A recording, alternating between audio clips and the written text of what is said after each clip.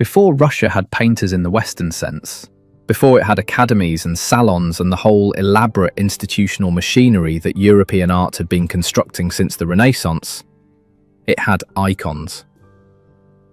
And the icons were doing something so specific and so completely unlike what Western painting was doing at the same time, that understanding them is the essential entry point into understanding everything that came after, including things that seem to have nothing to do with icons at all.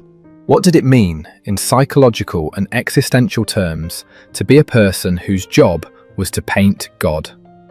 The icon painter was operating under a theology that said the image they were producing was a genuine point of contact with the divine, that the Virgin in the painting was, in some theologically serious sense, actually present in the painting. When a person prayed before an icon, they were understood to be praying to the person depicted, who was genuinely present through the image. And so, the paint was a medium in the literal spiritual sense of the word. Now imagine being the person holding the brush. You are making something that will function as a threshold between worlds. You are constructing the specific surface through which someone's grandmother will plead for the life of her sick child. You are making the face that soldiers will kiss before going into battle, that will be carried through plagues and famines as the thing standing between a community and absolute abandonment. You are doing this with egg yolk and ground minerals and a small brush made from squirrel hair, alone in a cold room, having fasted and prayed for days before touching the materials. The formality of the tradition was a mercy in this context. The strict rules about exactly how each figure should be painted, exactly which colours, exactly what proportions, removed from the painter the crushing weight of personal responsibility for getting it right. The tradition was right. The painter's job was to become its instrument. The rules were the specific shape of a spiritual act refined over centuries into something that worked, the accumulated wisdom of everyone who had attempted this impossible task before you. This is why Rublev was eventually canonized.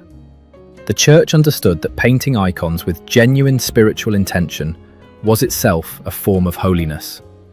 That the person who could transmit the divine through paint had achieved something that prayer and fasting and study alone could produce. The painting was the proof of the inner state. Now here is the thing that makes this idea still alive and still consequential 500 years later. Malevich knew exactly what he was doing when he hung Black Square in the icon corner of the exhibition room in 1915. He put his painting in the corner where the holy image belongs. He was making the argument that the spiritual content of painting lives in form itself. That pure geometry on a white ground can carry the weight that the gold face of Christ carries, because the weight was always in the formal qualities, and the face of Christ was just the vehicle. This is either heresy or the deepest possible extension of icon theology, depending on how serious you are. Malevich took it completely seriously. He was a genuinely spiritual man, working in an atheist revolutionary context, and Black Square is his attempt to preserve the sacred function of painting while stripping away every element that the modern world had made impossible to believe in. The square carries what the icon carried. The tradition continues. The form is the soul. An icon is a window. A place where the divine becomes approachable to people who would otherwise be separated from it by the sheer opacity of matter. This is a completely different premise from Western painting. In the West, the painter's individuality was gradually becoming the whole point. Vasari is already writing in the 16th century about great masters as great personalities, distinct voices, recognizable geniuses. In Russia, the tradition was insisting on the opposite. The painter who allowed their personality to show in an icon was failing at the task. The tradition was the message, and the individual hand was supposed to be invisible. And yet the icons are individually extraordinary. You can tell them apart. The ones painted in Novgorod have a specific linear energy, a boldness in the drawing that makes them feel alive, in a completely different register from the ones painted in Moscow. which have warmer palettes and more rounded figures. What this tells you is something that will run through the entire history of Russian art like a recurring theme in a very long piece of music. The tension between the collective and the individual, between the tradition that demands submission and the personality that insists on expression, between the idea that art serves something larger than itself and the simple physical fact that a specific hand made this specific mark, and a different hand would have made a different one. Russia kept having this argument across centuries, in religion, in politics, in literature, in art. And the argument stayed permanently open, which is why Russian art remains one of the most energetically unresolved bodies of work in the world, full of a pressure that never quite releases. In 1697, Peter I of Russia, already acquiring the honorific Great in the way that extremely forceful people tend to collect titles before anyone has properly evaluated the force, travelled Western Europe disguised as a simple workman. He was 6 feet 8 inches tall and travelled incognito. He worked as a labourer in Dutch shipyards, attended lectures at the Royal Society in London, and absorbed with the frantic intensity of a man on a deadline the general atmosphere of an intellectual culture organised around empirical investigation, technological advancement, and the celebration of human reason. He came back to Russia and immediately began cutting off people's beards. This sounds like a punchline, but it is the most accurate possible summary of what Peter did to his country. He decided Russia was backwards relative to Western Europe, and he fixed this with the specific methodology of a man who has no patience for the organic processes by which cultures actually change, which is to say, by force and decree, and the application of state power to every possible domain of human life, including very much the domain of what gets painted and how. He founded Russia's first secular art school. He imported Western European painters to teach. He commissioned portraits in the Western style and built St. Petersburg on swampland at the cost of thousands of lives in a neoclassical style already slightly dated in the West, as a physical argument that Russia belonged to European civilization. The artists he imported brought with them the full toolkit of Western European painting: oil on canvas, linear perspective, anatomy studied from life, portraiture organized around individual psychology, the sitter's inner life as its organizing principle. This toolkit hit the Russian artistic tradition the way a foreign object hits a body. The immune response was immediate, but the object stayed, and the body began slowly, awkwardly, magnificently to incorporate it. The first generation of Russian painters trained in the Western style painted with the conscientious awkwardness of people learning a new physical skill in middle age. The technique is there, but the ease has not arrived. The portraits from the early 18th century have a quality of solemn effort, of concentrated trying, that makes them touching in a way the painters would likely have found mortifying. They were attempting to do something their hands had been raised to do entirely differently, and the attempt shows, and the attempt is the most honest thing about them. What Peter actually created was more interesting than he intended. He thought he was importing superior artistic technology.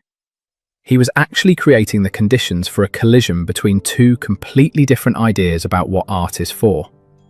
The Russian idea, rooted in the icon tradition, that art serves something beyond the visible world and the individual self, and the Western idea, rooted in humanism and then capitalism, that art celebrates the visible world and the individual specifically. That collision would take 2 more centuries to produce its most extraordinary results. But it starts here, with a Tsar cutting off beards and making people paint portraits, founding an academy that immediately began producing graduates who were confused about everything that actually mattered. The Imperial Academy of Arts, founded in St. Petersburg in 1757, was one of the most successful institutions of its kind in the world, in the specific sense of producing exactly the kind of art it intended to produce, consistently for over a century, with a fidelity to its own ideals that was impressive in its thoroughness and, ultimately, completely suffocating. The Academy taught European technique with European thoroughness. Students drew from plaster casts before drawing from life. They internalized the hierarchy of genres, History painting at the top, then portraiture, then genre painting, then landscape, then still life, and understood that advancement required working in the higher genres. Appropriate subjects for high art were classical mythology, biblical narrative, ancient history, the great universal themes that transcended the local and the particular. Russia, with its specific and overwhelming local particularity, its serfs, its winters, its Orthodox churches and their specific quality of interior gold light, its specific human faces shaped by specific conditions of cold and labour and religious intensity, was essentially invisible in the Academy's conception of what mattered. Russia was the problem the Academy's graduates were supposed to transcend. This produced, for several decades, an art that was technically accomplished and spiritually homeless. Paintings that quoted Italian masters with precision and had absolutely nothing specific to say about the place where they were made or the people who made them. The Academy students went to Rome on prizes and came back more thoroughly European than before, and painted things that would sit comfortably in any second-tier Western salon. Fine in the precise sense of the word, adequate, accomplished, untroubling, producing in viewers a mild pleasure that dissolved the moment they looked away. Then in 1863, 14 students made a decision that changed Russian art permanently. The incident is known as the Revolt of the 14. The students had been given the theme for their graduation competition, a scene from Norse mythology, and they collectively refused. They wanted to paint Russia, the actual country, full of actual people living actual lives. And Norse mythology could go hang. They submitted a collective petition, were told the Academy had its own procedures and their petition fell outside them, and all 14 resigned their student status on the same day and walked out together. They formed their own artistic commune, pooled their resources and began planning what they had been trained in spite of themselves to want. Making art about Russian life, Russian people, Russian land, Russian reality in all its specificity and complexity, and occasionally devastating beauty. These 14 were the seed of what became the Peredvishniki, the Wanderers, and the Wanderers were arguably the most important artistic movement in Russian history. The Wanderers, formally constituted in 1870, made a decision that was simultaneously artistically radical and deeply practical. They would exhibit in travelling shows moving through provincial Russian cities, instead of sitting fixed in St. Petersburg and Moscow. They would take their paintings to the people who were in those paintings, the peasants, the provincial merchants, the school teachers and local doctors and small landowners who constituted the vast majority of Russian life, and who had essentially never had the opportunity to see serious art about themselves. This sounds obvious from where we stand. It was genuinely radical in 1870, and it required specific commitment, because taking exhibitions to provincial Russian cities meant trains and carts and the physical difficulty of moving large canvases through a country with famously challenging infrastructure, while also making the art. The Wanderers understood that how the art reached people was as much a part of the project as the art itself. The paintings they made were, technically, conservative by European standards. The French Impressionists were already working at this point. The Wanderers were working in a realist tradition, painting what they saw with skilled fidelity and emotional directness. And the formal language was conservative relative to Paris. What was radical was the content, the complete, unsentimental, unacademicized attention they brought to Russian life in all its dimensions. Ilya Repin became the most celebrated of them, and his most famous painting tells you everything about what the Wanderers were attempting. Barge Haulers on the Volga. Finished in 1873 after years of preparatory trips to the river, shows 11 men pulling a barge upstream with the weight of the rope across their chests, and the specific quality of exhausted determination on their faces that comes from labour so sustained and so physical that the body reorganises itself around it. These are real men. Repin identified them, studied them, talked to them, understood them as specific individuals with specific histories, and the painting returns them as individuals, complete, specific, irreducible, with no interest whatsoever in making them stand for a class or carry a moral argument. The painting caused a genuine sensation.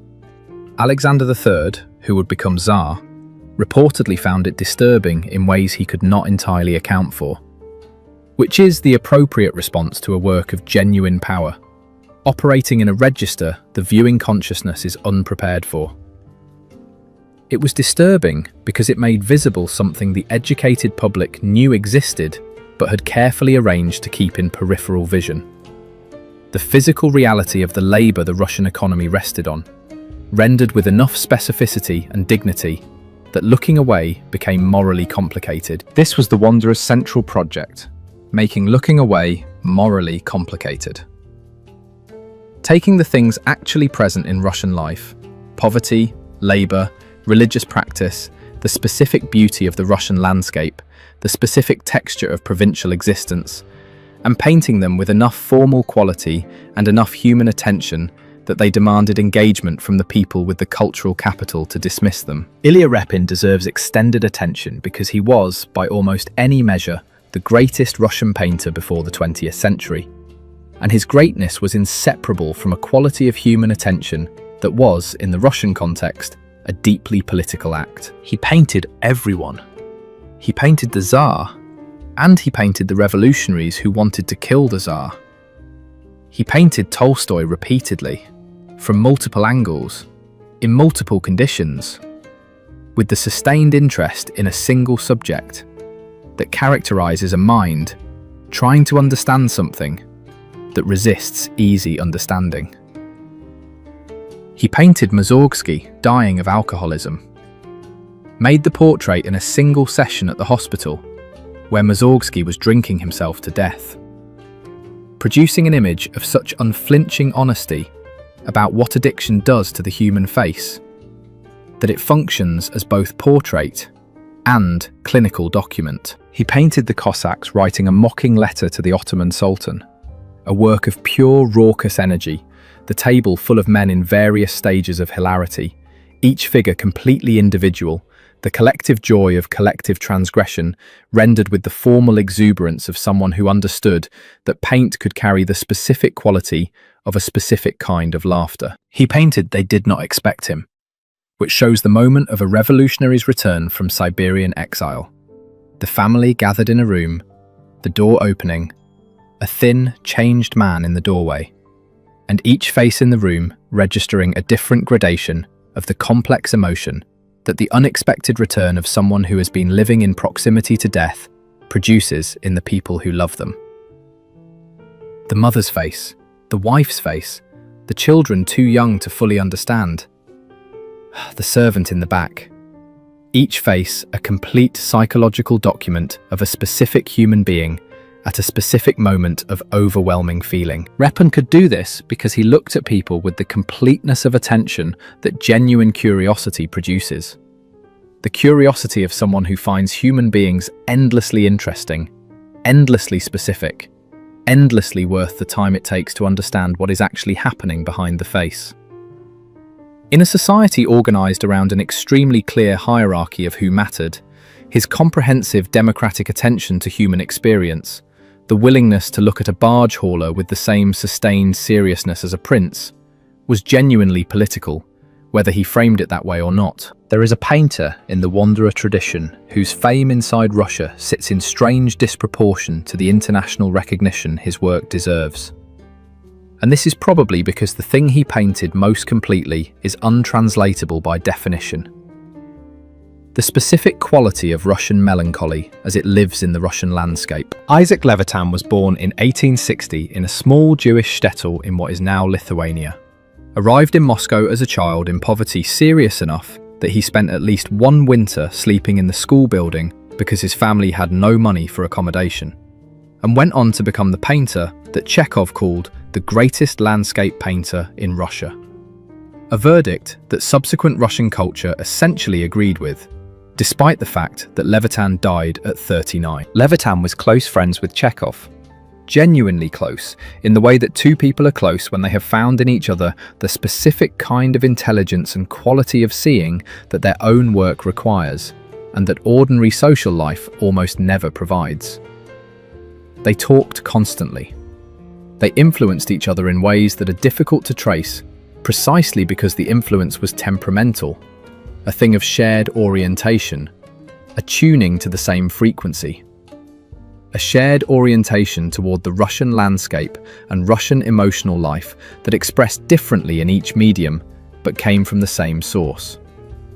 What Levitan painted is difficult to describe without making it sound like he was simply a very good painter of nice scenery, which is the most complete possible misdescription of what his paintings actually do. His landscapes have a quality of psychological presence that is unlike any other landscape painting in Western art. They are full of atmosphere in the technical sense: weather, light, the specific quality of air on a particular kind of day. But the atmosphere carries something emotional that is as specific and precise as the atmospheric effects themselves. The Russian word for the feeling in these paintings is toska. And toska is one of those words that translation attempts and fails. Nabokov defined it as a sensation of great spiritual anguish, often without specific cause, a longing with nothing to long for, a sick pining, a kind of spiritual hunger. This is better than most translations manage, and still insufficient, because Tosca in Levitan's paintings is a felt experience, something that lands in the body before language catches up to it. You encounter it the way you encounter weather when you step outside, as something that arrives in your body and stays there. The painting called Above Eternal Peace, a view from a height over a vast lake and sky, a tiny church on a promontory, the scale of the natural world overwhelming any human structure it contains, produces in most people who look at it for long enough something very close to the physical sensation of standing in that place. The specific quality of Russian limitlessness. The landscape that keeps going past the horizon with the same undifferentiated grandeur, producing in the small human figure who stands in it both awe and a specific kind of existential vertigo. The sky takes up most of the canvas. The earth takes up a strip at the bottom. The church is very small. The clouds are immense. The proportion is the argument. Levitan suffered from severe depression throughout his life and attempted suicide at least twice. He was expelled from Moscow as part of anti-Jewish measures and had to live outside the city limits during periods of his most productive work. He had complicated love affairs that his friends found exhausting. He worried constantly about money and about his health, which was always fragile. The relationship between his inner weather and the outer weather in his paintings is real and genuinely complex. He painted rainy days with the understanding of someone who has experienced depression as a physical climate, a weight pressing on the body from the inside. He painted spring light, the specific quality of early Russian spring, tentative and almost painfully beautiful after the Russian winter's sustained assault, with the understanding of someone for whom the arrival of good feeling is precious in exact proportion to the understanding of its fragility. Levitan's landscapes are self-portraits in the truest possible sense, records of a specific consciousness encountering a specific world, the inner and outer indistinguishable at the surface of the canvas. Mikhail Vrubel occupies a position in Russian art that is genuinely unique. He is the painter whose biography and formal work are so completely continuous with each other that understanding one without the other is impossible, and who represents the most extreme version of the Russian art tradition's recurring confrontation with whether the visionary and the unstable are, at some level, the same thing. Vrubel was drawn, obsessively and from the beginning of his mature career, to the figure of the demon. The demon in question comes from the Lermontov poem of the same name, a fallen angel existing between divine and human realms, who loves a mortal woman with a passion that destroys her because the scale of his feeling is too large for a mortal vessel, who carries the specific tragedy of the most interesting demons in literature. Figures of immense capacity trapped in circumstances that prevent their capacity from finding anything worthy of it. Vrubel painted this demon repeatedly across his career, in works that changed dramatically as his mental state deteriorated. The first major demon, painted in 1890, shows a figure seated at sunset, enormous, melancholy, the sky behind him a fractured mosaic of colour that is simultaneously landscape and pure formal expression of an emotional state. The figure is beautiful and heavy, with a sorrow that reads as constitutional, built into the nature of the being, the condition of its existence. This is the sadness of a being who has everything except the one thing that would make everything meaningful. The formal language Rubel developed to paint these figures is extraordinary and completely unlike anything else in Russian or European painting at the time. He worked with paint in faceted planes that anticipate cubism by nearly 2 decades, breaking surfaces into crystalline fragments that simultaneously describe form and dissolve it, producing images that hover between representation and abstraction, between the specific and the cosmic. He described painting as a process of finding the soul of a thing, its inner structure, the thing beneath the surface that the surface is pointing toward. And his formal method was the direct expression of this approach. As his career continued, the demon paintings became progressively more extreme. Demon seated became demon flying, and then demon downcast. The figure falling, the colour more fractured, the formal disintegration more complete. These paintings were made during the same period that Rubel's mental health was deteriorating rapidly. And the visual record they provide of that deterioration is one of the most extraordinary documents in the history of art. You can watch, across the paintings, a specific kind of consciousness changing. The formal coherence becoming less stable, the fractures in the surface becoming wider, the thing that is being held together with enormous effort becoming progressively harder to hold. He was institutionalized in 1902, spent the last years of his life in and out of psychiatric facilities, lost his sight in 1906, and died in 1910. The late drawings he made while going blind, working from memory and from whatever residual vision he retained, have the specific quality of marks made by someone trying to hold on to the visible world as it fades. Precise, desperate, extraordinarily tender. By the 1890s, the Wanderers had achieved what they set out to achieve, and, in achieving it, had become, in the way of all successful revolutions, the establishment they had originally revolted against. The Wanderers' realism was now the official correct mode. Their moral seriousness was now the expected attitude. Young artists who wanted to explore form for its own sake, who were interested in what the French post-impressionists were doing, who wanted beauty without necessarily having a social message attached to it, were told they were shallow and irresponsible. Rapin's Barge Haulers gets all the attention, but the most disturbing thing he made is Ivan the Terrible and his son Ivan on November 16th, 1581. A painting that was immediately banned by Alexander III when it appeared in 1885. Banned! A historical painting about something that happened 3 centuries earlier, banned by a sitting Tsar. He was right to ban it. The painting shows the moment immediately after Ivan the Terrible has struck his son and heir in the head with his iron-tipped staff during an argument, hard enough to kill him. He is on the floor now, cradling the dying boy, pressing his hand against the wound in a gesture that is simultaneously the act of a murderer and a father. The same hands that dealt the blow now trying to hold the life in. The son's eyes are open but unfocusing. The blood is a dark, specific red that Repin studied from autopsies to get exactly right. What Alexander III saw in this painting was himself. That is the only explanation for the ban. He recognized something. The logic of absolute power taken to its destination. The Tsar in the painting has destroyed the thing he loved most through the exercise of a rage that absolute power had given him every reason to act and 0 reason to contain. Because absolute power teaches nothing about containment. It teaches only that your will is the final word, that consequence is for other people, that the force of your personality is the organizing principle of reality. And then here is the final word, bleeding out on the parquet floor. And the man who wielded it is discovering that the final word was also the last word. And it has a weight that power has no instrument to lift. Repin was painting a warning.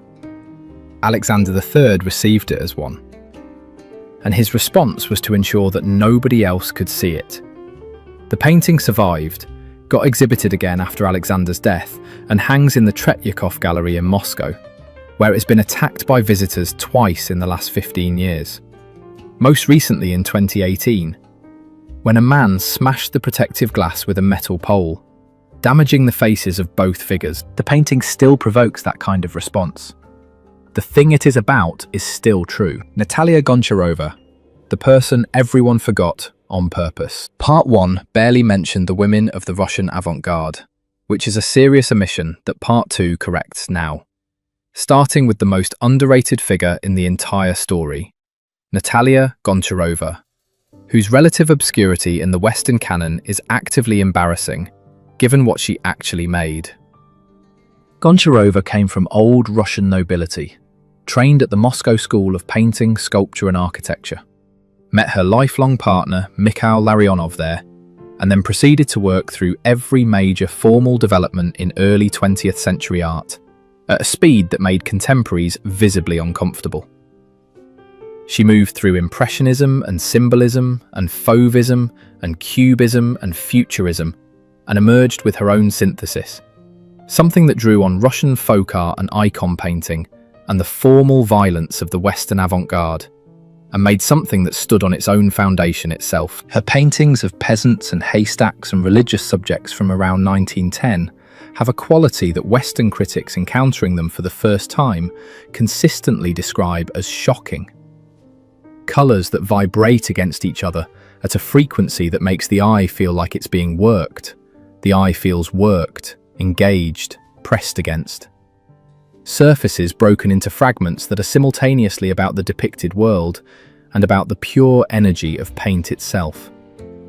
More formally radical than almost anything being made in Paris at the same moment, and Paris in 1910 was Picasso and Matisse and Braque. She was also put on trial. Russian Orthodox authorities charged her in 1910 with pornography and blasphemy over 12 of her paintings. Religious subjects rendered with the flat intensity of folk art, combined with a formal energy the church found disrespectful to sacred material. She was acquitted. She argued her own case at the trial with a directness that apparently unsettled even the people trying to convict her. Then she left for Paris with Diaghilev's Ballet Russe, designed some of the most visually extraordinary productions in the company's history, became genuinely famous in Europe, and was more or less erased from the Russian art narrative for the next several decades. Because she had emigrated, and because the Soviet historiography of the avant-garde needed clean male heroes, and she was neither of those things. When the retrospectives finally came, the art world's collective response was essentially, "Where has this been?" The answer was exactly where it had always been, in the paintings, waiting. And he is buried under a white cube with a black square on it, in a garden outside Moscow. He designed the gravestone himself to make sure the argument continued after he was gone. Between 1917 and roughly 1922, something happened in Russia that has happened almost nowhere else in history. The most formally radical artists in a country were also the people in charge of its visual culture. The revolutionaries wanted the old world destroyed, and the avant-garde artists had been destroying the old world visually for a decade. And the two projects suddenly aligned, and for 5 extraordinary years, the people redesigning what Russia looked like were the same people who had been making paintings that the critics called incomprehensible. Rodchenko designed a workers' club for the International Exhibition of Decorative Arts in Paris in 1925. The workers' club was a room, a functional room where actual workers would read newspapers and drink tea and organise. And he designed every element of it: the furniture, the shelving system, the chess tables, the hanging display for newspapers, the lighting, the layout. The design is simultaneously a constructivist formal composition and a genuinely functional space. And it demonstrates something that most design history takes for granted without examining: that formal radicalism and practical function are completely compatible. That the most beautiful solution is frequently also the most efficient one. He was making the argument through the room itself that the old division between fine art and applied art was a class distinction dressed as a natural law. That beautiful things were reserved for rich people and functional things were made for everyone else. And that this division was a choice the new society could simply stop making. A chair could be both structurally elegant and formally extraordinary. A poster could be both information and art. The people who made things for ordinary use could bring the full force of artistic intelligence to those things. Varvara Stepanova was doing the same argument in textile design, taking the same geometric visual language of constructivism and putting it on fabric, on dresses, on the surfaces of the body itself. She ran the textile printing department of a Moscow factory. She was a highly educated, theoretically sophisticated artist running a factory print department, designing patterns for mass production, insisting that the women working in the factory deserved to wear clothing as formally intelligent as anything hanging in a gallery. These projects were the most genuinely radical things the Russian avant-garde did. More radical than the paintings, because the paintings required galleries and collectors and the whole infrastructure of the art world to reach people. The Workers' Club and the textile factory reached people directly, put formal beauty into daily life as a practical daily reality, delivered at factory scale, and did it at industrial scale. Stalin ended this in the late 1920s and made the artists go back to making paintings that looked like the 19th century had simply continued uninterrupted. The Workers' Club was dismantled. The textile designs were discontinued. The argument that everyone deserved beautiful things was quietly buried. And Rodchenko spent the rest of his career taking photographs, because photography was easier to slip past the censors, and because the camera was a tool that let him keep doing what he had always been doing: finding the formal structure in the world, the geometry underneath the visible surface of things, without needing anyone's permission to call it art. Tatlin's Tower and the building that was never built. Vladimir Tatlin designed a building that has lived exclusively as a model and a drawing and a century of longing, and that is more famous than most buildings that do exist. And this is entirely appropriate, because the building was designed as a monument to a future that was already disappearing by the time the design was complete. The monument to the Third International was designed in 1919 to be taller than the Eiffel Tower, to stand in Petrograd, and to contain, inside its rotating steel spiral, 3 glass structures rotating at different speeds: a cube rotating once per year, a pyramid rotating once per month, a cylinder rotating once per day, each containing a different function of the Communist International. The whole structure was to be both a building and a machine, and a calendar, and the symbol of the revolution's relationship to time: constant motion, constant transformation, the old world always falling away, and the new world always arriving. It was never built. The revolution was too busy surviving to build monuments to itself, and the materials required existed in quantities far below what the project required needed. And Stalin's Russia would eventually decide that the appropriate monument to the revolution was a large stone man with his arm raised. Tatlin's Tower remained a model. First a large wooden one, then smaller versions, now reconstructions in museums. And it continued to be the most important unbuilt building in history, because it embodied an idea more completely than any building that actually gets built can embody an idea. The idea was this: that the appropriate form for the headquarters of a revolutionary movement is a form in constant motion, because a revolution that stops moving is a revolution that has already failed. The cylinder at the top rotated once a day to remind the people inside it that another day of the permanent transformation had passed. The pyramid rotated once a month to mark the longer rhythms of historical change. The cube at the base rotated once a year with the slow certainty of geological time. The whole thing was a clock, measuring the revolution's own pace. Tatlin understood something that the subsequent Soviet states' architecture decisively failed to understand: that the physical form of a building is an argument about how the people inside it should understand themselves. The Stalinist skyscrapers that came later argued for permanence, for authority, for the eternal and unchanging rightness of the existing order. Tatlin's tower argued for motion, for the temporary nature of any achieved state, for the continuous transformation that a genuine revolution requires. The building was never built, and the revolution it was designed for stopped moving.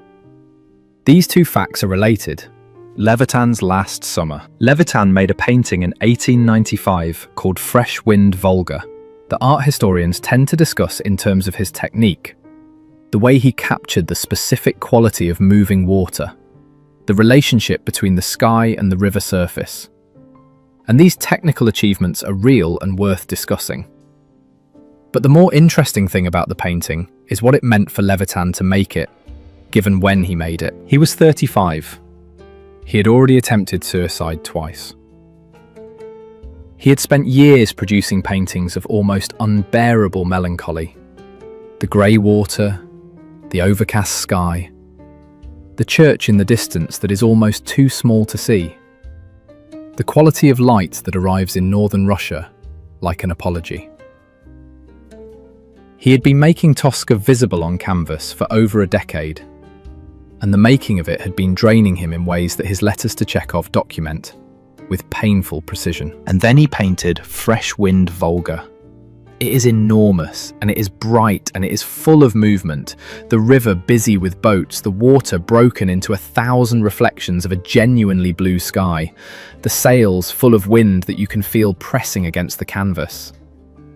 It is the most joyful painting Levitan ever made, and it arrived in the middle of what was otherwise the most depressed period of his life. Chekhov wrote to him that year that the painting had stunned him, that it was completely unexpected, that it seemed to have been made by a different person, or by the same person who had suddenly found something he had been searching for. What Levitan had found, temporarily and at great cost to maintain, was the other side of Tosca. The Russian capacity for joy that is as extreme as the Russian capacity for suffering. The specific brightness of a clear day in a country where clear days arrive like gifts. The painting is the same emotional system of everything else he made. It is the same emotional intensity pointed in a different direction.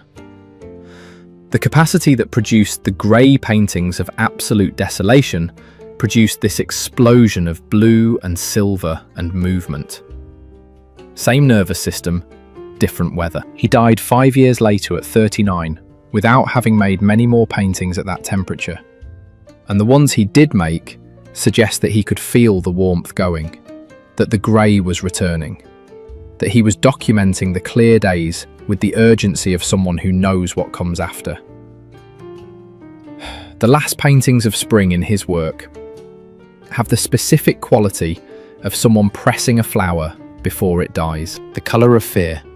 Petrov Vodkin's Strange Red Horse. In 1912, a young Russian painter named Kuzma Petrov Vodkin exhibited a painting called Bathing of a Red Horse that created a sensation it is still not entirely resolved. The painting shows a boy bathing a horse in a river. Standard enough as a subject. The horse is red, not reddish-brown in the way of actual horses, but red. A specific, intense, iconic red that belongs to Byzantine icon painting and medieval religious art. The red of sacred figures. The red that belongs to the colour vocabulary of sacred painting. The boy sits on the horse with the specific, self-possessed grace of a figure from a Raphael, cool-eyed and young, the water breaking around them in patterns that echo Byzantine compositional principles. The other horses in the background are orange and a washed-out yellow. The central horse blazes. Nobody could agree on what it meant, and Petrov Vodkin, enjoyably, encouraged this. He said it was about Russia. He said it was about purity. He said it was about the future. When the First World War began 2 years later, people came back to the painting and said it was a warning. When the revolution happened 5 years after that, people said it was a prophecy. The red horse was Russia itself. The red, the colour of blood and revolution.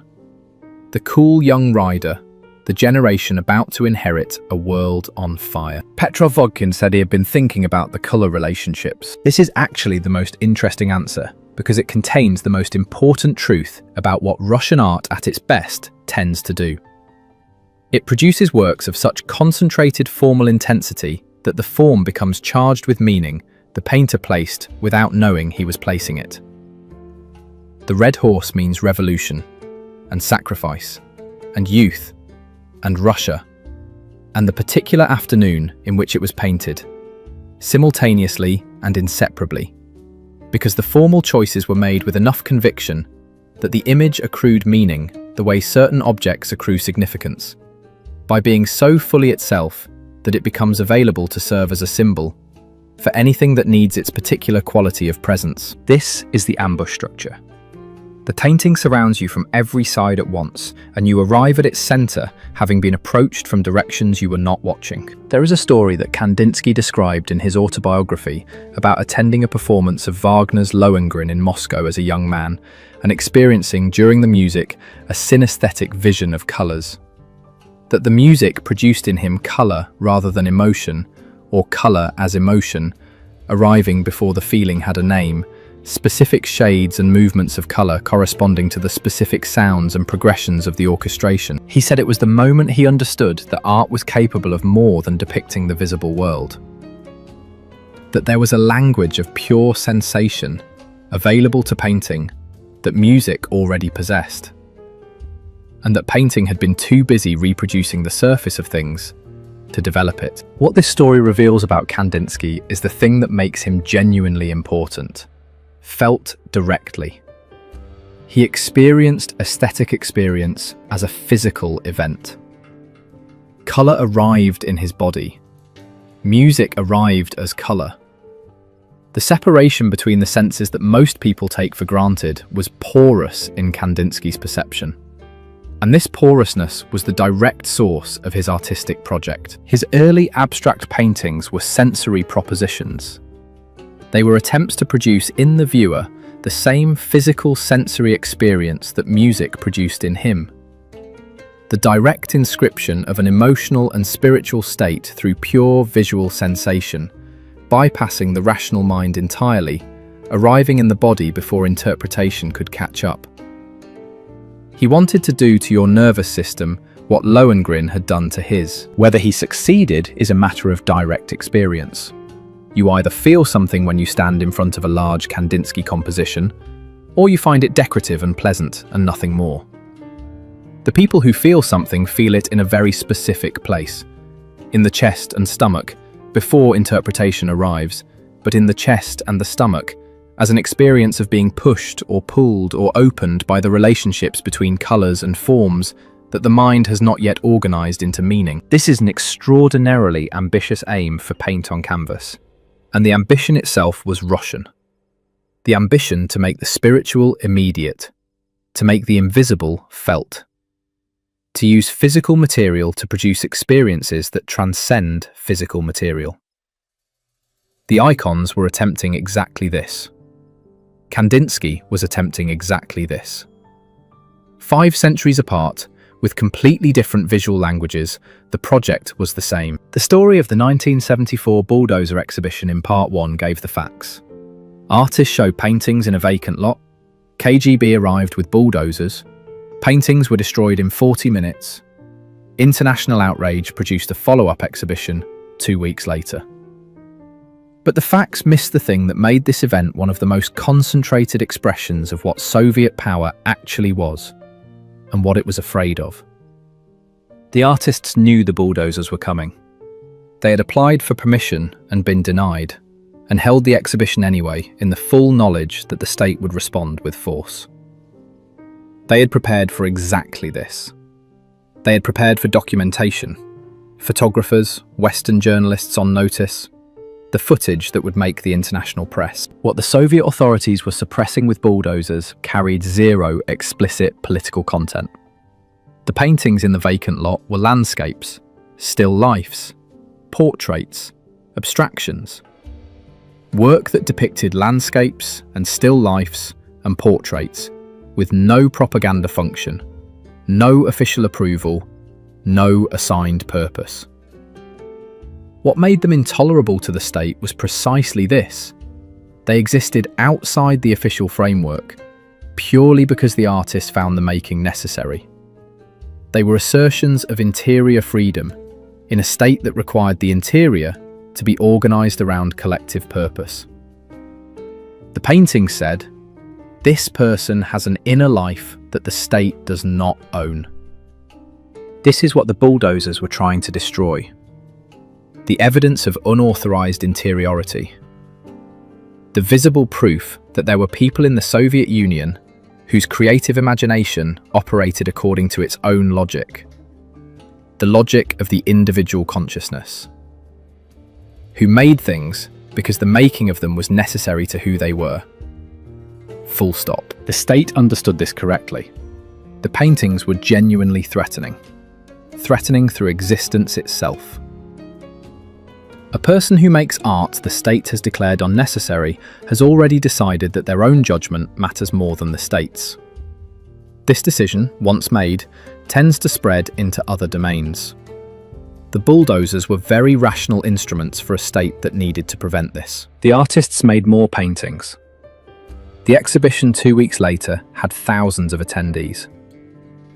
The interior freedom survived the physical destruction. This is what the Soviet state eventually discovered. You can bulldoze paintings.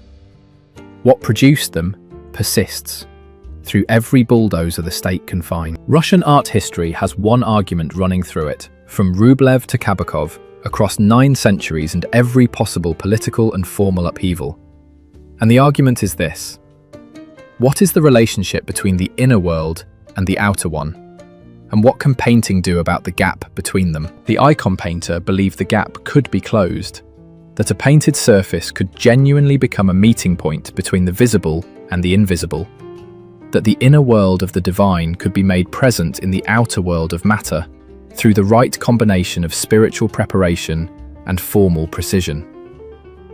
The Wanderers believed the gap was a political problem, that the inner lives of peasants and labourers were real and full and worthy of attention, and that the outer world of Russian culture was pretending otherwise, and that painting with genuine attention to ordinary Russian life was an act of political insistence that the gap had to close. Vrubel believed the gap was tragedy, that the inner world of extreme vision and feeling exceeded every outer form he tried to build around it, that the attempt to paint what he actually saw and felt would break the formal language and eventually break the person, and that this was the artist's condition, and there was a specific honour in accepting it. Malevich believed the gap was the wrong question, that the inner and outer were both surfaces of the same infinite space, and that the task of painting was to find the point where both dissolved into something larger, where the square on the white ground opened onto the fourth dimension, and consciousness was briefly free of both. Kabakov believed the gap was the subject, that the most interesting thing in the world was the relationship between the official outer world of Soviet reality and the private inner worlds of the people living inside it, and that making that relationship visible was both art and the most subversive thing he could do. 5 answers to the same question across 9 centuries. The question stays permanently open. While the Wanderers were arguing about social realism, and the Academy was defending its plaster casts, and the critics were writing enormous passionate essays about the soul of Russian painting, a bearded Moscow merchant named Pavel Tretyakov was doing something more consequential than any of them. He was buying the paintings. He was rich, and paintings were fashionable, but he ain't that easy. His collecting was a mission, organised around a conviction that felt more like duty. Tretyakov was buying paintings because he had formed a specific, almost frightening conviction that Russian art was going to matter to the world eventually, and that someone needed to be collecting it systematically right now, before it scattered into private collections and foreign museums and the random entropy of history. He started at 24. By the time he died in 1898, he had acquired over 1,200 paintings and 550 drawings, built a purpose-designed gallery to house them, and donated the entire collection to the city of Moscow, which responded by naming it after him, which is the appropriate response to someone who has just handed you one of the great art collections in the world. The extraordinary thing about Tretyakov is the method. He went to exhibitions before they opened. He befriended painters and visited studios. He commissioned work directly, sometimes before he knew what it would look like, on the basis of his trust in the painter's vision. He was in correspondence with virtually every serious painter in Russia. He bought Repin's Ivan the Terrible within a month of the exhibition that caused the Tsar to ban it, bought it fast, before the authorities could confiscate it, and got it into the collection, where it became untouchable. He argued with painters constantly about prices, which they found maddening, because his prices were fair, but his conviction that he knew what something was worth was absolute, and he very rarely moved from it. He returned paintings he found substandard, which painters found even more maddening. He had aesthetic opinions of his own and was prepared to defend them at length, to people who had spent their careers making art. What he was doing, understood properly, was creating the institutional memory of a culture. Without Tretyakov's collection, Russian art of the 19th century would exist in fragments. A painting here in one provincial museum, another there in a private collection, others lost entirely. The collection gave Russian painting a physical home, a place where the entire tradition could be seen in relation to itself, where a viewer could walk from Fedotov to Repin to Levitan to Serov and feel the conversation between them. The conversation between them visible instead of each painter standing in their own biographical silence. Every subsequent Russian painter made their work in the knowledge that the Tretyakov Gallery existed, that there was a place where the serious work of serious people was preserved and made available. This knowledge matters more than it sounds. The awareness that someone is paying attention, that the work will be held and preserved and made available, changes what it is possible to attempt. Tretyakov made certain kinds of ambition possible by making their products permanent. He is, by any honest accounting, one of the most important figures in the entire story of Russian art, and he is usually discussed in a footnote. Around the time Tretyakov was building his monument to Russian 19th century painting, a different kind of collecting was happening in Moscow that would turn out to be equally consequential for completely different reasons. Sergei Shchukin, another Moscow textile merchant with more money than he knew how to spend, began buying French art in the 1890s, and by 1914 had assembled a collection that contained 37 Matisses and 50 Picassos, which is the kind of sentence that requires a pause. 37 Matisses. Shchukin owned more Matisses than most countries. He bought them at a rate that Matisse found bewildering and Picasso found energizing, and he hung them in his Moscow mansion and opened the house to the public every Sunday so that anyone who wanted to come and look could come and look. Artists travelled from across Russia and from Western Europe to see the Shchukin collection. It was for 2 decades the place where you went if you wanted to understand what painting was becoming. The influence this had on Russian artists of the early 20th century is almost impossible to overstate, because it short-circuited the normal process by which artistic influences travel, which is slowly, through exhibitions and reproductions, and the gradual assimilation of second-hand accounts of what someone in Paris was doing. Shchukin put the actual Matisses in Moscow. He put the dance on his staircase wall, this enormous red and green explosion of moving figures that Matisse had painted specifically for that staircase, calibrating the scale and the colour to the space where it would live. Russian painters walked up that staircase and felt the painting arrive in their bodies at full force. The specific Russian painters who were transformed by regular access to the Shchukin collection include essentially every significant figure of the Russian avant-garde. Malevich was changed by it. Goncharova was changed by it. Rodchenko was changed by it. The Moscow avant-garde's specific combination of formal radicalism and intense, almost violent colour relationships is, in significant part, the consequence of what those painters absorbed on those Sunday mornings in Shchukin's mansion, standing in front of paintings that showed them how far formal language could be pushed while still holding together. The Bolsheviks nationalized the collection in 1918 and Shchukin fled to Paris. For decades afterward, the collection was kept in storage, deemed decadent and bourgeois by Soviet cultural policy, invisible to the Russian public that had once spent Sunday mornings with it. Shchukin died in Paris in 1936, the paintings he had lived with for decades inaccessible to him, on the other side of a border that had become a wall. The paintings are now in the Pushkin Museum and the Hermitage. The staircase where the dance once hung is gone. The Sunday mornings are gone.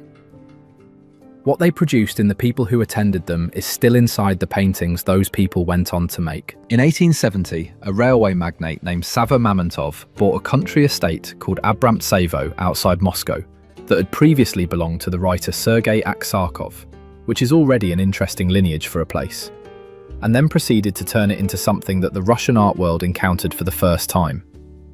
A place where artists could come and live and work and talk and make things, on the basis that the right kind of concentrated proximity between talented people in a beautiful place would produce something that none of them could produce alone. This is the institution now known as an artist's colony, and Mamontov's version of it was extraordinary in its specific intentions. He was obsessed with Russian folk culture, with the visual language of peasant craftwork, the embroidery and wood carving and ceramic painting of the village tradition that the educated Russian elite had been busy ignoring and condescending to for 2 centuries. He collected folk objects the way other rich men collected European paintings. He built workshops at Abramtsevo where artists could learn traditional craft techniques alongside craftspeople who still practiced them. The painters who came to Abramtsevo, and they came in a steady stream throughout the 1870s and 1880s, encountered something they had been trained to overlook: the extraordinary formal sophistication of the Russian visual tradition that existed entirely outside the academy, in the embroidered borders of peasant shirts and the carved lintels of village houses and the painted decorations of barge prows. This was a visual culture of immense refinement, developed over centuries by people who had grown up entirely outside the Italian painting and classical antiquity, or any of the sources the Academy considered foundational. Viktor Vasnetsov spent extended time at Abramtsevo and came out of it with the projects that would define his career, painting the Russian fairy tale tradition with the same seriousness and formal ambition that Western painters brought to classical mythology. His bogatirs, the 3 legendary warrior heroes of Russian epic poetry, mounted on horses, surveying a vast landscape, is a painting whose influence on how Russians imagine their own cultural past is roughly equivalent to what Arthurian imagery does for the English imagination. He invented a visual tradition for stories that had previously lived only in words, and he did it using formal lessons he absorbed at Abramtsevo from sources the Academy would have found laughable. The most lasting product of Abramtsevo was less any individual painting than a shift in what counted as a legitimate source for Russian visual culture. After Abramtsevo, the folk tradition was available to serious artists as raw material. Its colours, its patterns, its specific relationship between decoration and meaning. This availability is the precondition for an enormous amount of what the Russian avant-garde was subsequently able to do. Because the avant-garde drew heavily on folk visual language, precisely when it was trying to break with European tradition and find something specifically Russian to stand on. Mamontov went bankrupt in 1899 and was arrested on fraud charges, which the Moscow art world found grotesquely unfair and protested vigorously. He was acquitted but ruined. The colony at Abramtsevo quietly wound down. The paintings it had made it possible to make remained. Pavel Fedotov is the great tragic figure of the generation before the Wanderers. The painter who understood what Russian art needed to do and arrived 30 years too early. and whose clarity of vision about Russian provincial life was so complete and so unsparing that the gap between what he saw and what he could say in public drove him first to silence and then to madness. He started as a military officer, drawing his fellow officers in his spare time with the precise, unromantic eye of someone who finds human beings genuinely funny and genuinely sad in approximately equal measure, and finds these responses entirely compatible. He taught himself to paint, resigned his commission, and produced in the 1840s a series of paintings about Russian merchant life that are simultaneously the funniest and most devastating social documents in the history of Russian art. The Major's marriage proposal from 1851 shows the moment a merchant family has been informed that a military officer is interested in their daughter. The mother is in a state of theatrical excitement. The bride is fleeing toward the next room in what reads as either terror or strategic coyness. The father is positioned between the fleeing daughter and the door with the body language of a man who has calculated the financial benefit of this match and is determined that the transaction will proceed regardless of what the daughter or anyone else feels about it. The Major himself stands in the doorway looking pleased with the transaction so far. Every figure in the room is performing something, performing a role in a social ritual whose real content everyone understands and nobody will acknowledge. The painting is a masterpiece of what the gap between performance and reality looks like when painted with complete clarity and zero mercy. Fedotov knew exactly how much he could show and spent his career testing those limits from the inside. He depicted corruption and hypocrisy and the specific misery of people trapped in social roles that had consumed their actual selves. And he depicted all of this with a formality and a surface humour that gave the censors just enough cover to leave him alone. For a while, by the early 1850s, the cover was insufficient. The censors began restricting what he could exhibit. His income collapsed. He fell into poverty, began behaving erratically, and in 1852 was committed to a mental institution where he died the following year at 37. The last paintings he made before his commitment are extraordinary and deeply strange. Images that have moved well past social satire into something that looks like the visual equivalent of a mind under enormous pressure. The formal language fragmenting under the weight of what it was trying to carry. They are among the most powerful things in Russian art, and among the least discussed, perhaps because the story of a painter going mad in a mental institution feels too neat, too obviously tragic, too easy to make into a narrative about Russian repression that lets everyone off the hook for looking at the actual paintings. The actual paintings are what they are: the formal intelligence, the complete psychological precision, the refusal to make the human beings in them anything other than exactly what they are. These qualities are present until the last canvas. The madness arrived in the life, while the clarity remained in the work. Whether these two facts are related or unrelated is the question Fedotov's career leaves permanently open. Valentin Serov had the specific misfortune and extraordinary artistic advantage of being the best portrait painter in Russia at exactly the historical moment when the people who could afford portrait painters were about to disappear entirely. He painted the Russian aristocracy and intelligentsia from the 1880s onward with the specific quality of a person who genuinely liked his subjects as individuals and was simultaneously completely unsentimental about what they represented. His portraits have warmth and precision simultaneously.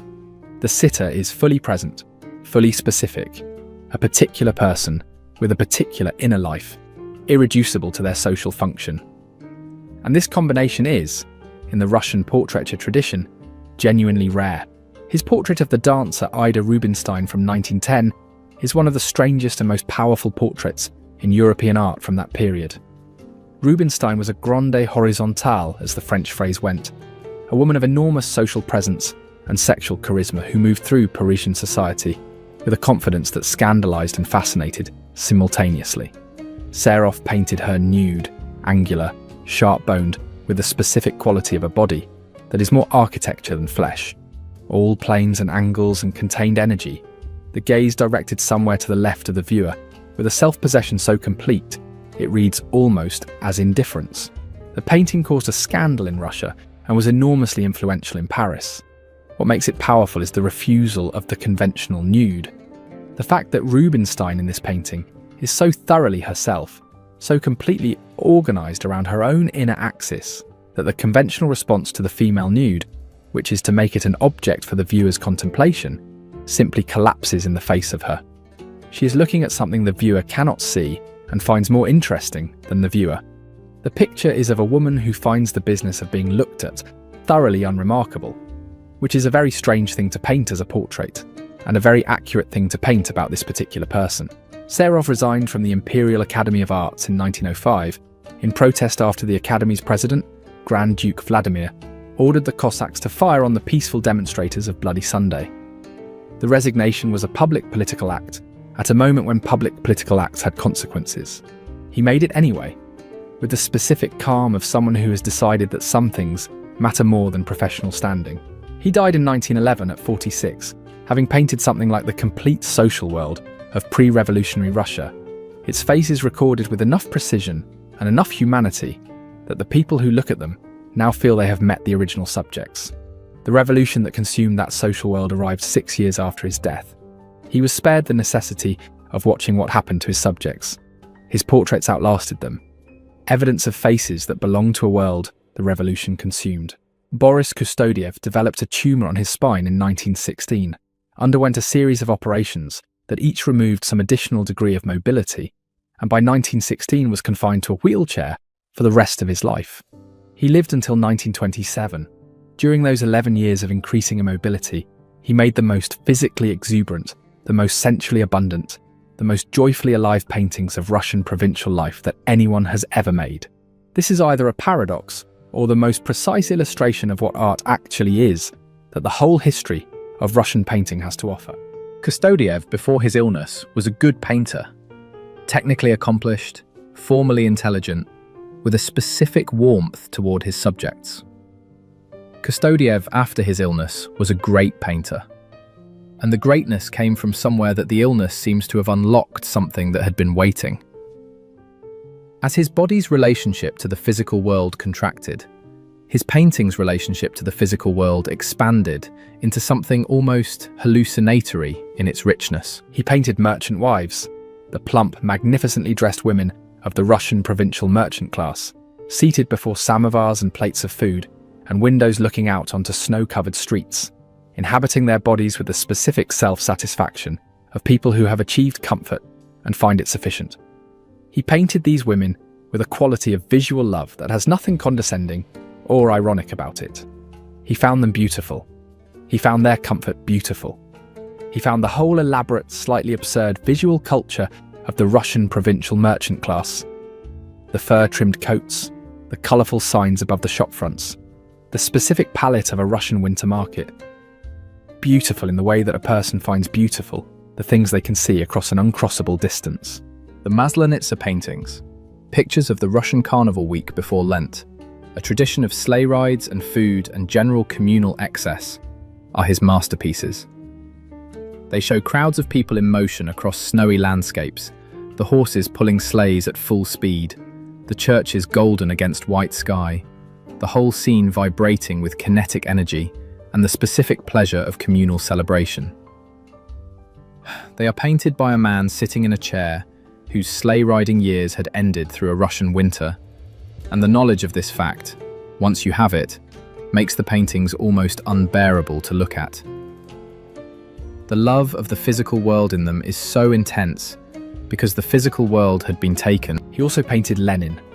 In 1920, Lenin sat for Kustodiev, and the portrait that resulted is something you can feel the artist's conflict about.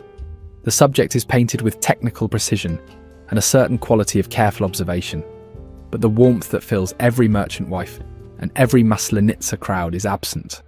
Kustodiev painted what he saw. He found it less interesting than a merchant wife before a samovar.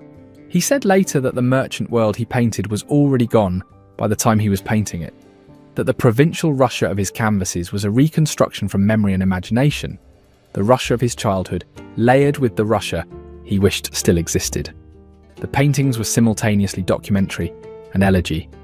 He was preserving a world the revolution was dismantling, with the specific urgency of someone who understands that once a world is gone, the only remaining evidence is in the images people thought to make while it was still there. Marc Chagall was born in Vitebsk, which was then part of the Russian Empire in 1887, into a Hasidic Jewish family, and he spent his entire career painting a visual world in which the laws of physics applied selectively and the laws of love applied comprehensively, and the relationship between these two systems of law was the content of every canvas. In Chagall's paintings, people float. Lovers float above the rooftops of shtetls. A fiddler sits on a roof. A goat plays a violin while drifting horizontally above a village street. A clock face melts into the sky. The whole visual world of his Vitebsk childhood, the wooden houses, the market squares, the animals, the synagogues, the specific quality of the light of the Russian Jewish town, is rendered with the completeness of someone who has memorized every detail and the freedom of someone who has decided that memory operates above gravity, organizing itself by emotional logic. This gets called surrealism in most art history texts, because surrealism is the available category for paintings where things float and dream logic replaces ordinary logic. Chagall always objected to this categorization, and he was right to object, because surrealism, properly understood, is about the unconscious, about the imagery that emerges when rational control is suspended and the dream mind takes over. Chagall's floating lovers and rooftop fiddlers arrive from a completely conscious, deliberate place. They are extremely deliberate expressions of a specific theology of love and belonging and exile that runs through the entire Jewish cultural tradition and through Chagall's personal experience of being a Russian Jew who spent his life displaced from the world he was trying to paint. The floating is theological. In Chagall's visual universe, love defeats gravity because love is the more fundamental force. When two people love each other with sufficient completeness, the Earth's claim on them weakens. They are held by something larger than physics. This is a Hasidic idea with a long history in Jewish mystical thought, expressed in paint by a man who had studied icon painting and Russian folk art and French modernism, and synthesized all of them into something that looks like a dream and operates like a prayer. He returned to Vitebsk after the revolution with enormous enthusiasm, believing that the new Soviet state would offer a genuinely new world for Jewish culture. He founded an art school in Vitebsk, became its director, invited other artists including Malevich, and then had the genuinely unfortunate experience of watching Malevich's much more theoretically confident suprematism take over the school and effectively sideline him in his own institution. He left for Moscow in 1920, painted the Jewish theatre there, and eventually emigrated to Paris, where he remained for the rest of his very long life. The paintings of Vitebsk he made in Paris have a quality of mourning that the earlier Vitebsk paintings, made in or near Vitebsk itself, carry in a lighter key. The floating becomes more freighted. The colours become more intense in the specific way that remembered colours are always more intense than the colours of the place itself, because memory saturates.